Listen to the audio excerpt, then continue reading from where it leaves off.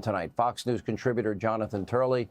I don't really know where to begin, Jonathan, except to say that that judge was extraordinarily patient, I thought. I found her to be defiant, combative.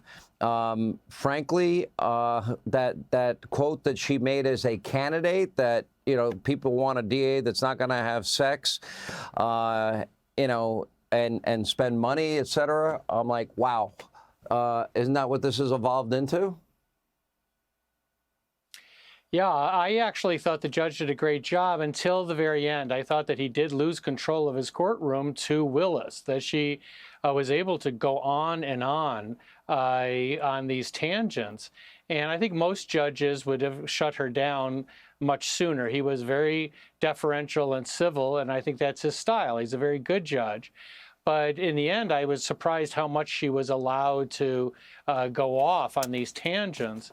But what was really damaging here is the fact that both of these attorneys now stand credibly accused of filing false information with courts. That's what they're prosecuting defendants in this case for.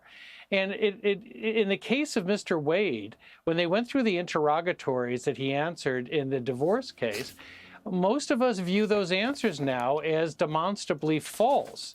So the question is, if she didn't have this personal relationship with Wade, would she really be keeping him around under this cloud? Most lead prosecutors would say, look, you need to step aside, but she's not.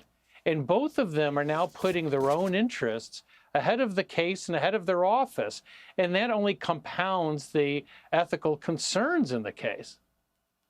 Yeah, well, I mean, the accusation is so severe, I don't see any other choice but that she would have to be removed from the case. And considering that we now know he did not have the best qualifications, he never tried a felony case, Jonathan. And this is one of the biggest cases ever for the state of Georgia and for the country. To me, if they want to pursue something, they've got to go back in court. Never mind the fact that I always thought the RICO statute that they used was ridiculous. What's your take? Well, I've never been a fan of this case, and I think the RICO theory is overextended. They had to really stretch it to the breaking point to try to ensnare Donald Trump. The attorneys that pled guilty earlier notably did not plead guilty to the racketeering theory. They pled guilty to rather insular, relatively minor crimes that avoided jail time and allowed them to keep their bar licenses. So they may not be as good a set of witnesses for Willis as she thinks. And Sean, at the end of the day, it's unlikely that the court is going to dismiss this case. The question is really not just whether the court will disqualify one or both, but what is Wade and Willis still doing in this case? They are clearly hurting their case. So this isn't really their case at all, right? I mean, this is supposedly the case of Fulton County. And yet they seem to be holding it hostage to their own personal drama, which is playing out in this courtroom.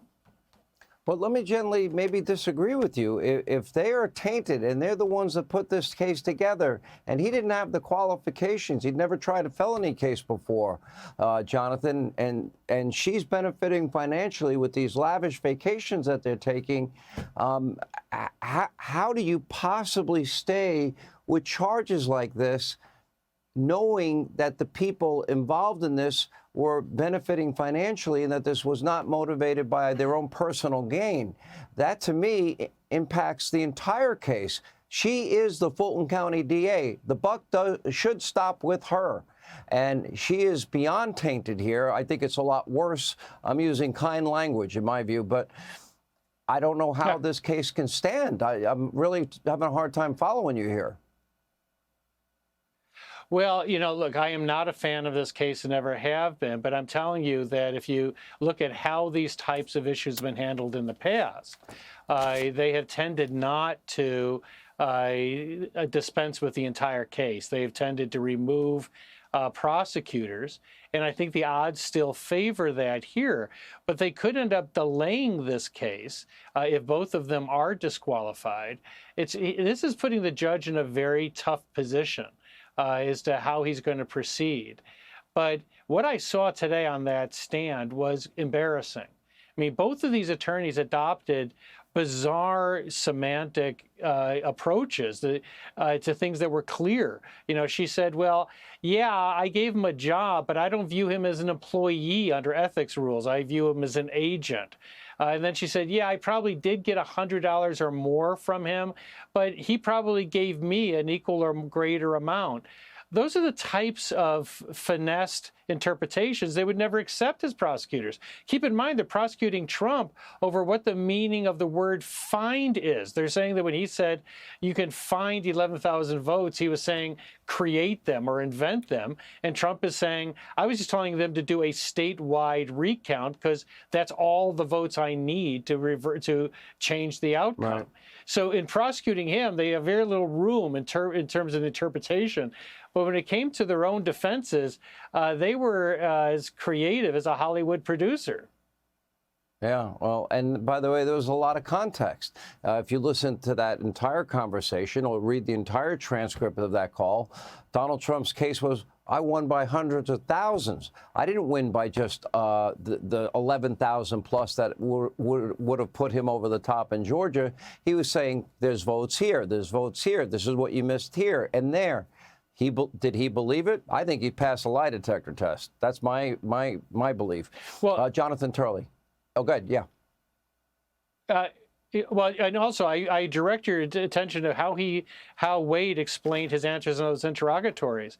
The questions asked him if he had a sexual relationship going into 2022 at any point of his marriage or separation, and he just said, "Oh, I answered that and just assumed it only meant my marriage." And the lawyer was dumbfounded and said, "I just read you the question." So that's the level of denial we saw today. Unbelievable. All right, Jonathan Turley, thank you tonight. Hey, Sean Hannity here. Hey, click here to subscribe to Fox News YouTube page and catch our hottest interviews and most compelling analysis. You will not get it anywhere else.